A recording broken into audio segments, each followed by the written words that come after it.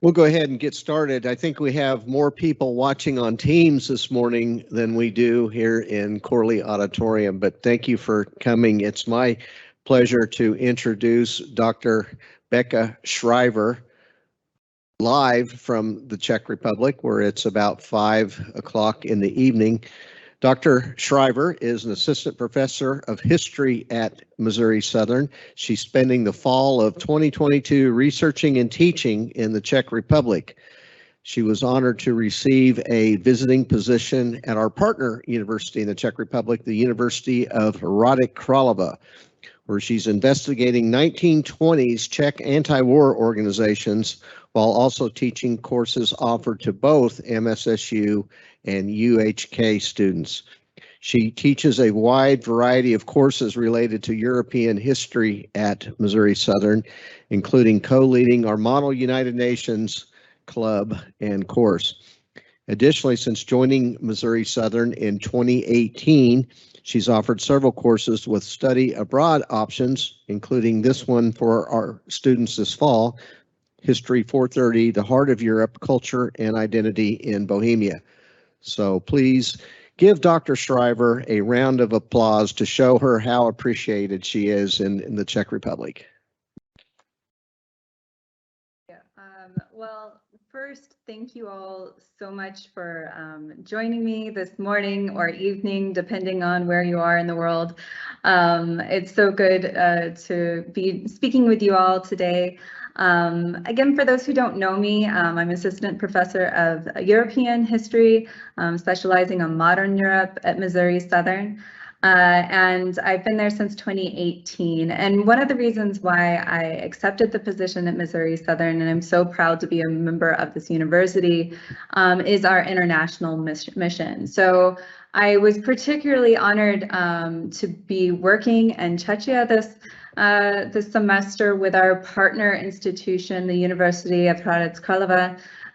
It's been an incredible opportunity and journey, and I'm excited to share a little bit about it with everyone there. So first, I just want to give you a overview of what I'm going to be talking about today. So first, I'll start out talking about our university's partnership and the position that I was able to obtain here. So why I'm here and how I got here. Then I will share a little bit about everyday life here, some of the things that have stood out to me that I think people there will find interesting. And then I'll move on to talk about the valuable teaching, training, and research opportunities that I've had since arriving in the Czech Republic. And last, I'll kind of close with what I've considered some of the most impactful lessons and what I hope to bring back with me to Joplin and implement in my own courses there, and maybe inspire some others to do the same. So moving along. Great. So how I got here? Well, it's really thanks to both of our universities' dedication to international education. We've had so many unique opportunities thanks to Missouri Southern and the University of Hradec Králové's dedication to this partnership and to offering really a global outlook for our students. And it's really made this year's theme semester very special. So about, it was a little over a year ago, last summer, Dr. Stebbins put me in contact with Dr. Barron, who is a history professor here at the University of Hradec Králové, and who stayed with you all there early October. Hopefully most of you got a chance to meet him. We started planning a history course that we could co-teach and offer to both Missouri Southern and UHK students.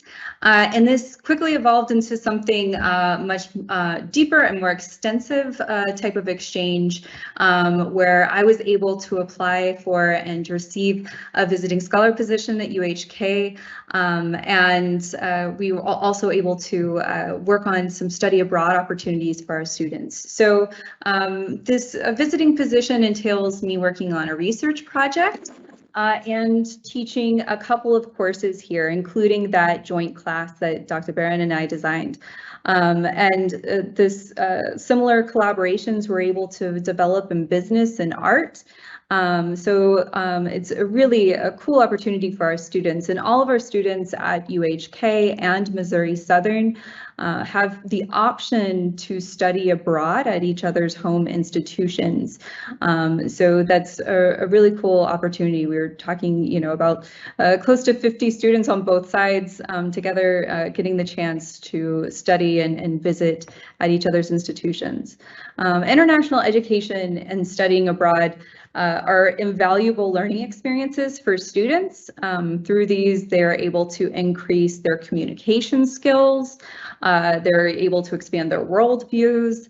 It increases their tolerance for ambiguity and gives them a greater sense of independence and confidence. But probably less discussed, but equally beneficial are the opportunities that it offers faculty. For faculty, it gives us really cool professional development opportunities, training and innovative teaching methods, and the opportunity to develop and maintain these university partnerships. So these open up a ton of doors for both faculty and students. And I can certainly testify to all of these benefits and more, and I will elaborate on all of that. But first, I just want to give you kind of some, tell you a little bit about what life has been like here, and some things that have stood out to me and that I've really appreciated about my time here. So life in Czechia and Hradec Králové. So this picture that I have on this slide is one of the first that I took when I arrived in Hradec. It's of the main pedestrian thoroughfare leading to the university from the train station. It's a beautiful pedestrian area. For those who will be visiting in December, there's some great restaurants all through there. And let's move along here. Hradec is an incredible place to be a historian. I expert on interwar Europe and cultural history, as well as being a sci-fi enthusiast. I can't express how cool it is to walk every day by the theater where Karl Čapek's play RUR premiered. For those who don't know, this is where we in English got our word robot from. It's a really enjoyable play. If you've not read or watched it, highly recommend it. But it premiered here in Hradec in 1921. So that's very cool. There's so much history steeped all around us. So it's also, I quickly adopted the Czech national pastime and love for hiking and going on walks in Hradec. This garden here, you can see this is actually, again, what I pass through on my way to work every day. So beautiful gardens, and also not too far on the weekends. You can take a short train ride out to some incredible national parks. It's truly beautiful. Nature everywhere is really stunning. So I quickly assimilated to the physical culture in Czechia. However, more challenging has been studying the Czech language. So I started studying Czech in the summer of 2021. I used language learning apps and computer programs and a beginner textbook, but not until I got here and enrolled in a Czech for Academics course did I really begin to understand the complexity of the language, particularly grammatically. So I love learning languages, and I have thoroughly enjoyed and appreciated learning Czech. For those who don't know, Czech is a Slavic language. I had only studied Latin and Germanic-based languages in the past, so learning a Slavic language, and particularly the grammatical rules that go along with that, has been a challenge, but it's something I'm still very much working on and will continue to work on. So for context, to kind of get an idea of the complexity for English, native English learners, the State Department has a lot of interesting information about different foreign languages, including how many classroom hours it takes for English speakers to learn or become intermediately or moderately proficient in another language.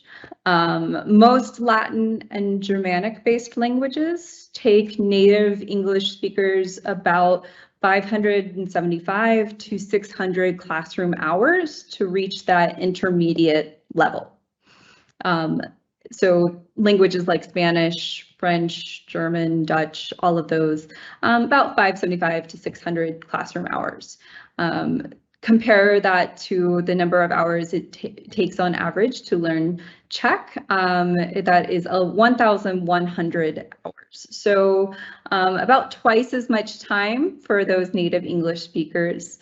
And the thing that most English speakers struggle with the most, besides pronouncing that j, which I'm apologize, because I know if there's any Czech speakers that are watching, they're like, she did not do that right. That R that you see on the screen right now with the accent above it, that is the j, and it takes a very long time to master that sound, and I'm clearly have not there yet, but I'm working on it. But besides the pronouncing the j, I think probably the most challenging thing for native English speakers are the declinations. So there are 7 cases for nouns, pronouns, adjectives, and numerals. And so in simple terms, this means that most words change their ending depending on where and how you use it in a sentence. And this is on top of, you know, conjugating any kind of verbs as well. But you can see, for example, on this slide, all the different ways that the word young might appear depending on how it's being used in a sentence. So it's a really beautiful and fascinating language, and I needless to say, I'm a long way from mastering it, but it's definitely something that I plan on continuing to study beyond my stay here, because it really is a very rich language, and I've loved having the opportunity to learn it. So although a year ago I was worried that I would more proficiency in Czech to carry out some of my research, the materials that I've been able to collect here in the archives are almost all in German, French, and English. And this is because they were international organizations. So they were typically writing, even the Czech members were typically writing to people outside of Czechoslovakia at the time. And I'm not going to talk too much about my research project today. I do hope to possibly give a presentation on this after I return in the spring. So hopefully in person, if you're interested in learning more about it, you can come to my talk then. But I will give you a brief overview of what I've been working on for this project. One of the reasons, like I said, that I was able to spend the semester here was because I submitted a proposal to UHK for this research project on Czech attitudes towards European Federation in the 1920s and 1930s.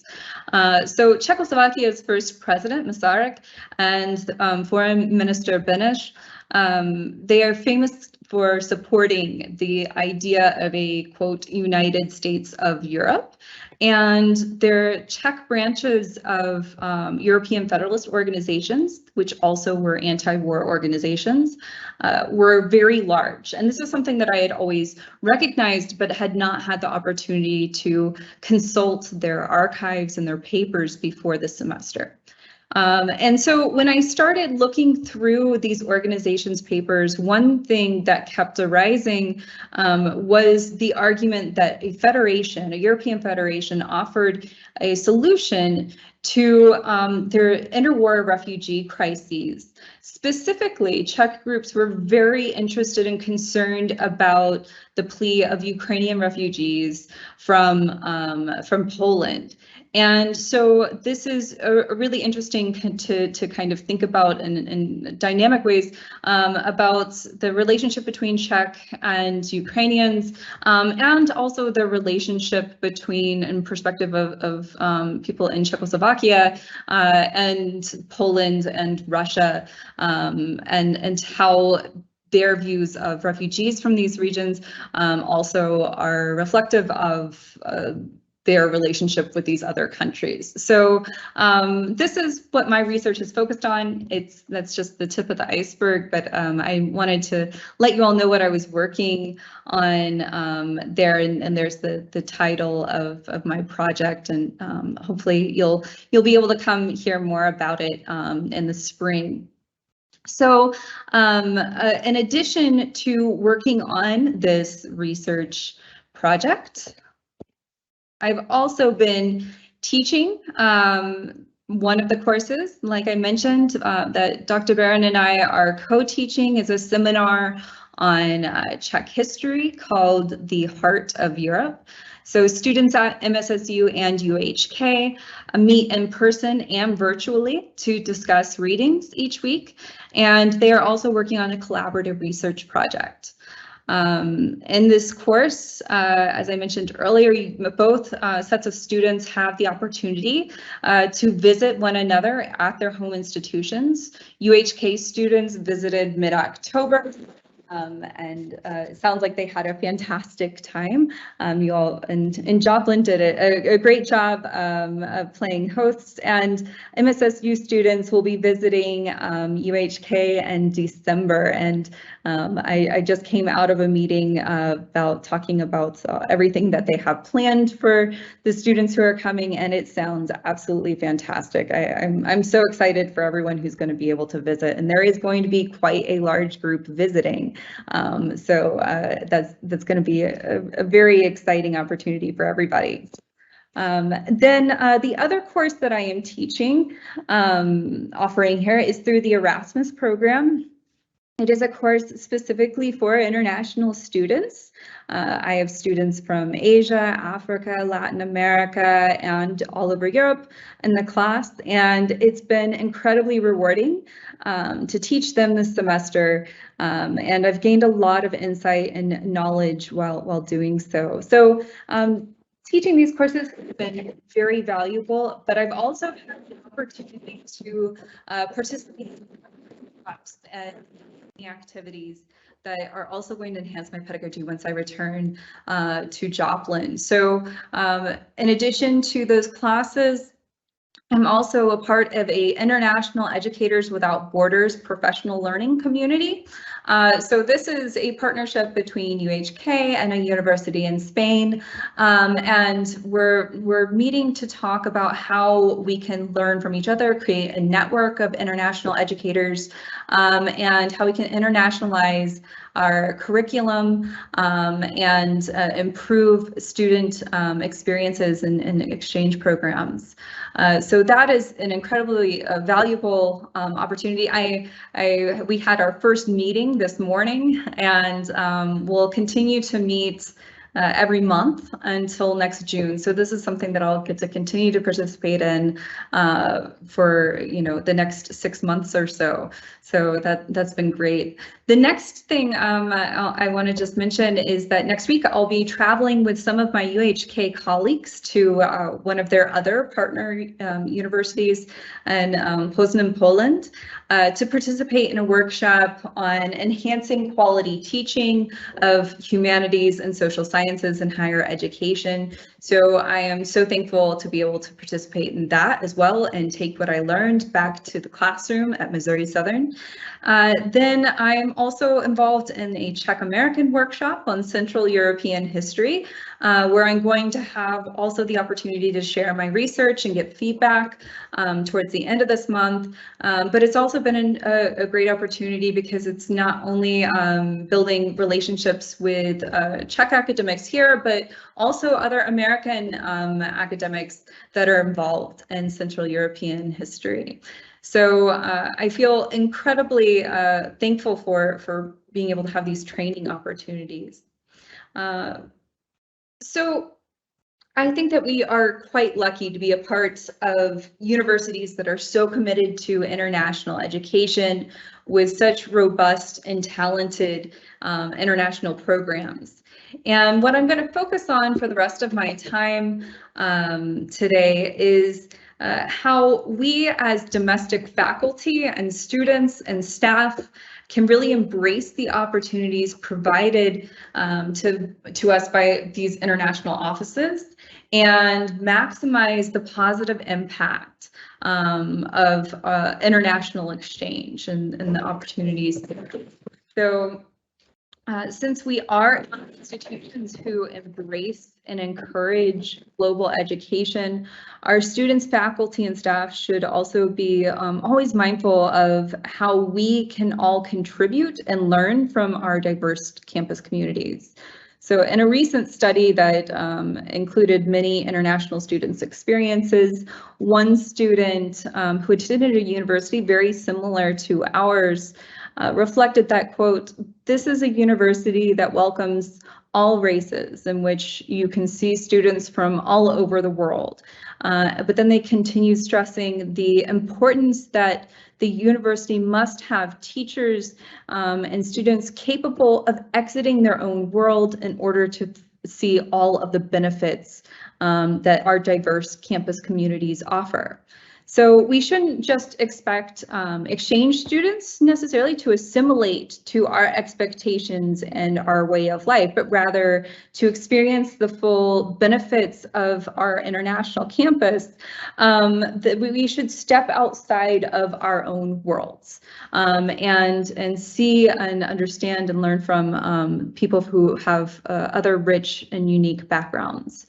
So my time teaching abroad and learning from my international colleagues and students, experiencing the wide variety of ways that university systems and campus cultures can differ, has given me a lot of insight on this and sparked my desire to research the rich literature on international student experiences and how to make those as rewarding as possible for everyone involved. And that means not just for the students who are visiting or part of exchange programs, but also for the faculty, for the domestic students, and even for the staff on our campus communities.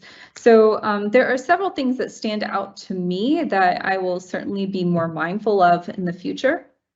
When I think about international students in my courses, one thing that was I think was not quite cognizant of, or at least not immediately so, is how unique American teaching models and workload is compared to most other universities in the world.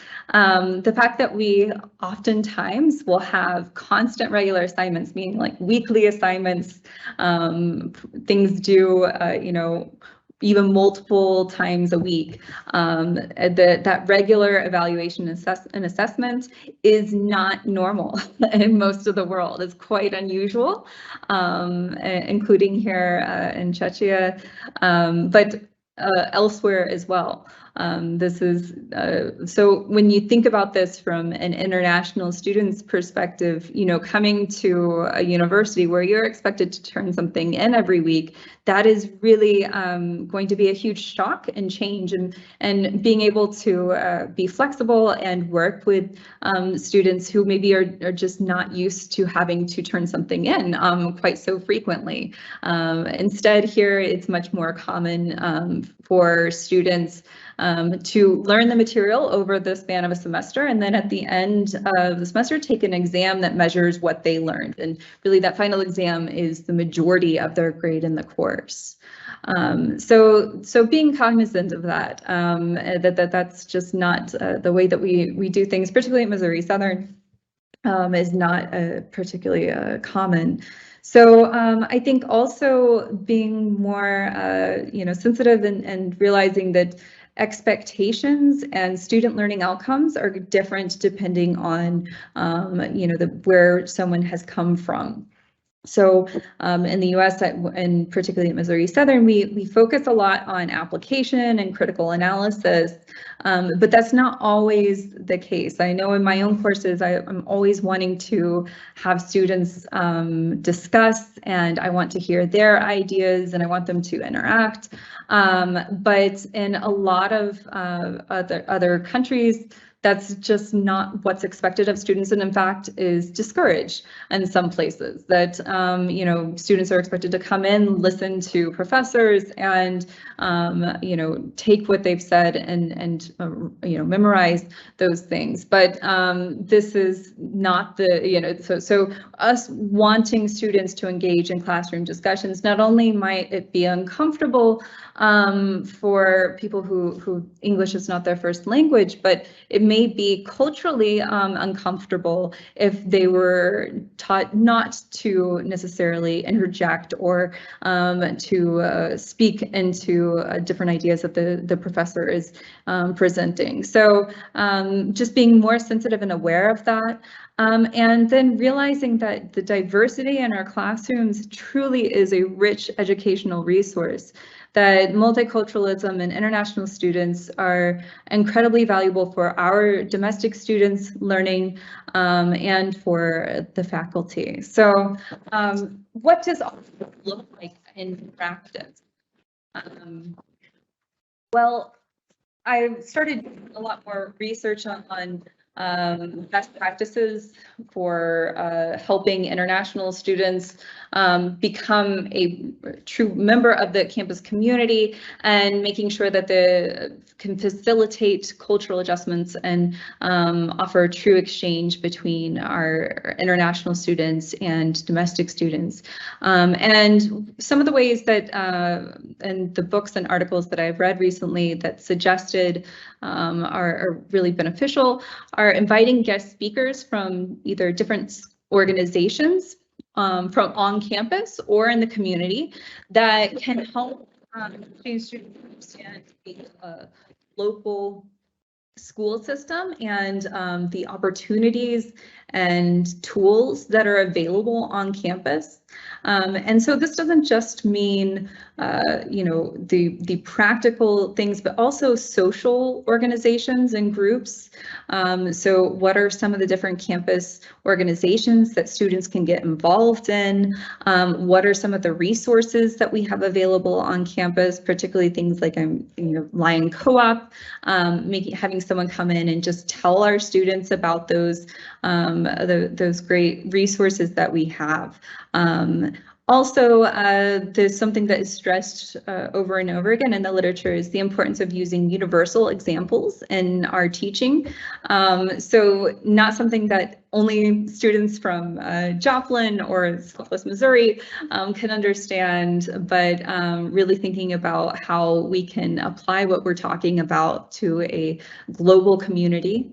And this next one is something that I've had to be very mindful of, and that's adjusting vocabulary and jargon and jokes, according to Howells, during lectures for the purpose of making sure that you're being clear in what you're saying. So not using idioms, not using words that you know, and phrases that may not translate into other languages. So particularly in my international classes, I've tried to be much more mindful of that and making sure that I'm clear in the vocabulary that I'm using. Also, highlighting global perspectives in their classes and assigning group formations. And this last thing is really, I think, an important one. Group work is a great opportunity for domestic and international students to interact and get to know each other. But you know, it's good to maybe assign groups so that students who wouldn't normally interact with each other have the opportunity to get to know one another.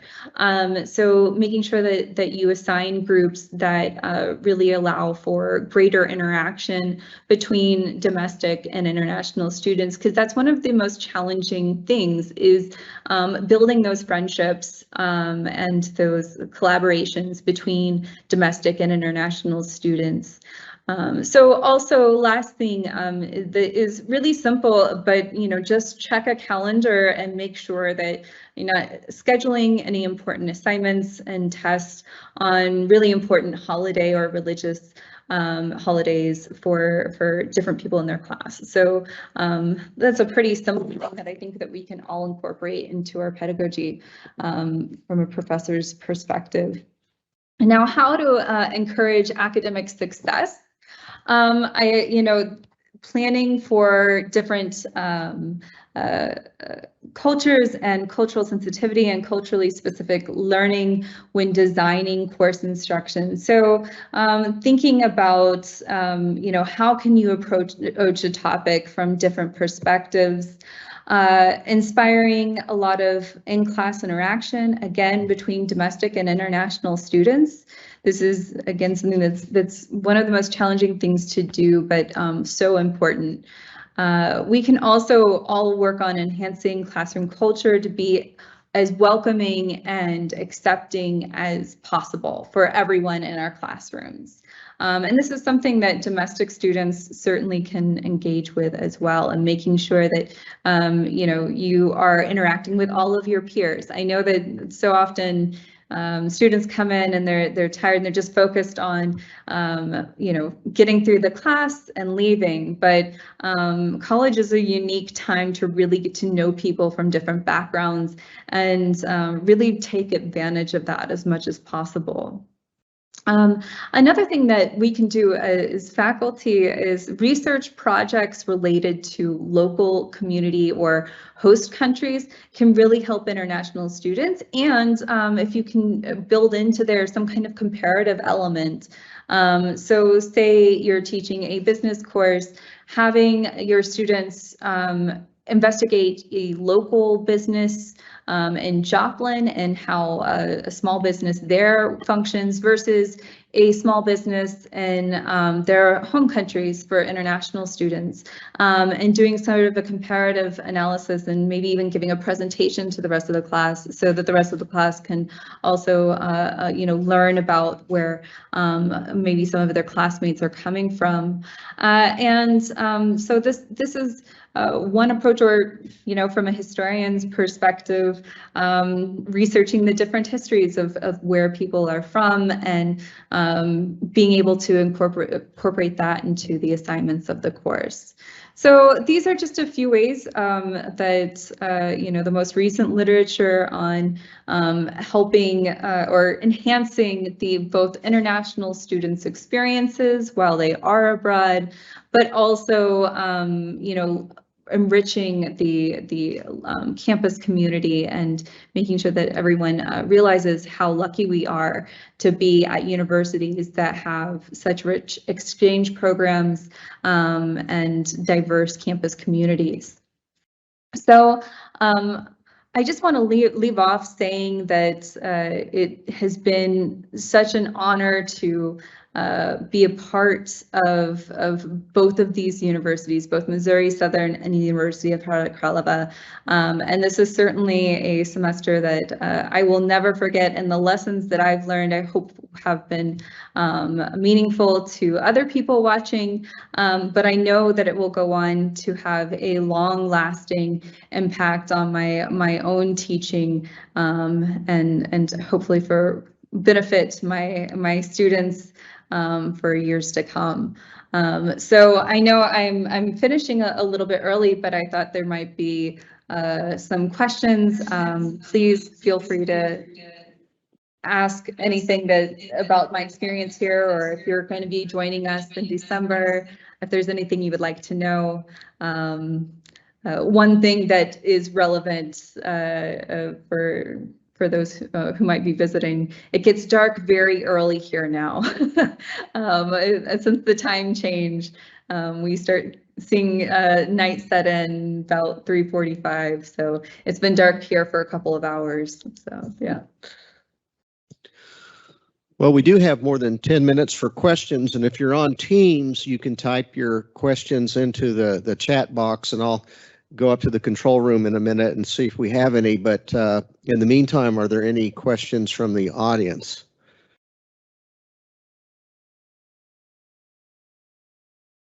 How many Czech semester events have you attended, sir? Like 10 or 12. Okay. Hi. My family is from, maybe a 45-minute drive due west of where you're at right now. It's a small village, a total of 19 houses. Wow. And what I'm interested in is the effect of World War I on your research. The village where they're from, there's 19 houses, okay? And the graveyard outside of the village has the names of 10 men from that village. So you can imagine the impact of the war. And I'm sure you've traveled around in the Czech Republic, and on the city squares everywhere, there's memorials with dozens and dozens of names. You know, it's amazing how many men they lost in the First World War. Has that had a big effect on the anti-war movement, or were there other motivations? Oh, absolutely. Am I making sense? Oh, yes. Yes, 100%.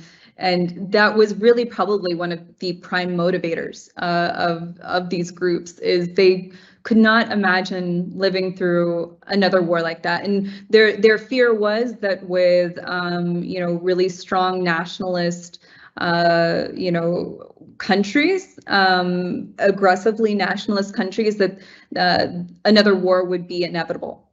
And so they hoped that by they oftentimes would reference the United States of America as saying, there's all these diverse states, and yes, they each have their own, unique regional qualities, but they're able to come together for the common good. Now they oftentimes would say, and this clearly, will prevent any war. Clearly, the Civil War was not something that they had seriously considered, but yes, that was the idea, is that they could, that by creating some kind of United States of Europe, prevent violent conflict, would protect minorities through some kind of federal body. And yeah, a lot of veterans were members of these groups. Interestingly, though, also a lot of women were a part of these organizations, which is sort of the focus of my particular interest, is the large number of women that were involved in these groups. So, one more thing, it's this kind of a mystery to me. You're probably familiar with the book, the Hasek's book, The Gesellschaft Speck. It's a humorous approach to the war, and I've thought, why do they enjoy this book? And at the same time, I've asked my cousins about that, and I don't get a straight answer that I can understand as an American. Do you see what I mean? Yeah. Here they had this horrible experience, and their memory of it publicly is a funny book. I think that sometimes when you're trying to deal with pain, and different cultures deal with this differently, but you know, some and each individual deals with it differently. But you know, when you're trying to deal with something that is so painful, sometimes laughing helps. And it's a way of trying to process maybe what you went through without so much outward vulnerability. So laughing makes you less vulnerable than being just straightforward about your grief. That's that's my impression, and something that I know what you mean, because it's not just in that one book, but kind of more generally the way that you see populations deal with grief, particularly shared grief. By the way, my family had 4 members that served in the Austro-Hungarian army, and on the Caporetto front in Italy, and then on the Eastern Front in Russia. And believe it or not, all 4 survived. Wow, that's yeah, amazing. I know. I was considering that there were 10 men from that same village that didn't. Yeah. But yeah, by the way, we had a family member that was in the Czech Legion, if you know about that, in Russia. Oh, wow. Wow. Rich family history there. Yeah, you know, I'll give you this back now. Thank you for your question. Question from Leland McCall. Hello. Of course, you were preparing for this trip for a long time before you actually went. And I wanted to ask you, what was the biggest shock or something that you weren't prepared for once you got there? I enjoy learning languages, and so it's something that I pick up usually fairly quickly. This has not been one of them that I've picked up as quickly as I had hoped.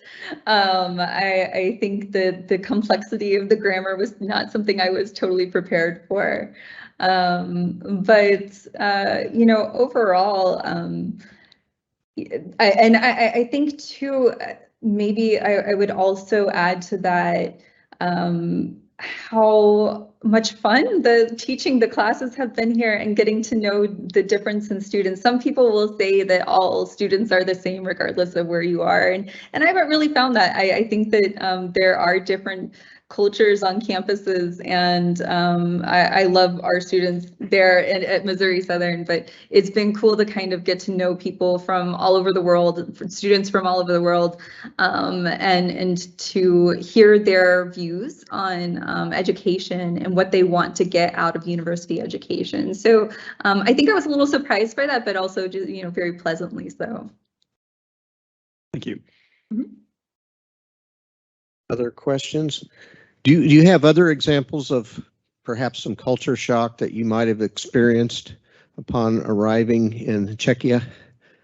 Well, I suppose I wasn't too surprised by this, but it was a reminder because it had been such a long time since the last time I lived. So I've lived in different parts of Europe in the past, in England, in Italy, and in Germany. But one thing that I had forgotten about was maybe the more serious demeanor that you often find in people. In my Czech for Academics class, it's just a telling story. One thing that we were talking about, and the difference in kind of the formality of people in Czechia, and maybe the more, little bit more distance, personal distance in everyday interactions. But they mentioned that they could immediately tell that myself and another one of the visiting faculty who's from Latin America, that we were from the Americas. When we asked why, they said, because you smile. And so I smile all the time, and which is true, and it's fair, and it's something that I do remember now that a lot of my German colleagues used to tell me when I was living there, that smiling all the time is a sign that you are from the Americas, or potentially not mentally stable. So that was their wording, not mine. But that was something that I forgot about. And it's always an adjustment because, you know, and American culture, we tend to think, you know, if you're not smiling, or if you know, just have a very serious face, that maybe something's wrong. And that's not the case. I mean, most people, you know, if you're smiling, there's a reason. And that's not something that maybe, at least myself personally, I practice, but yeah. How do Czechs feel about Americans? Can you give us any sense of that? Were you warmly embraced? Any concerns at all? Well, I think that the formality is something that, you know, maybe an American would read as being more distant, but you know, that's not the case. You know, of course, it varies by person, but generally speaking, I think that Czechs have a positive view of Americans. Of course, there are different groups at different times, but I think that the hardest thing for me has been the language barrier, and you know, it's hard to really connect when you are struggling a little bit with the language. But like I said, I am learning, and of course there are plenty of people at the university who speak English too. So I was thinking about your comment that it would take 1,100 classroom hours to learn rudimentary Czech. And so I figured, well, if you spent 20 hours a week, which should be a long time to spend just on learning Czech, it would take you 55 weeks. And so that's just staggering to me. I'm not sure I would have the dedication or commitment to do that on my own if I didn't have to, because certainly, would you say half the Czechs speak relatively good English? I don't want to offend anyone. Probably less than that. On the university campus, there's a decent number who will speak English, but out and about in the towns, it depends on where you are. In Hradec Králové, I've not encountered many people off the university campus who spoke English. So it's been a bit of a deep dive, and I feel like I have learned so much. And I'm really proud of myself whenever I leave a shop and I've been able to communicate entirely in Czech, or leave a hotel and I've been able to get out of there and have actually a conversation. But yeah, in places like Prague and the touristy parts, trying to speak Czech will be deeply appreciated, but you will find more people who do speak English in the shops and such. Okay. Any final questions for Dr. Shriver? Okay, well, I know it's Friday evening. It's 5 o'clock somewhere, 5 o'clock in the Czech Republic, going on 6. So thank you for taking the time away from your research and learning Czech to join us today. And some of us will be seeing you in about 3 weeks in Prague and Hradec Králové. And so enjoy your weekend, Dr. Shriver. Thank you so much. This has been great. And I can't wait to welcome you all here and show you everything that I've learned and everything. So yeah, thank you. Goodbye. Bye-bye.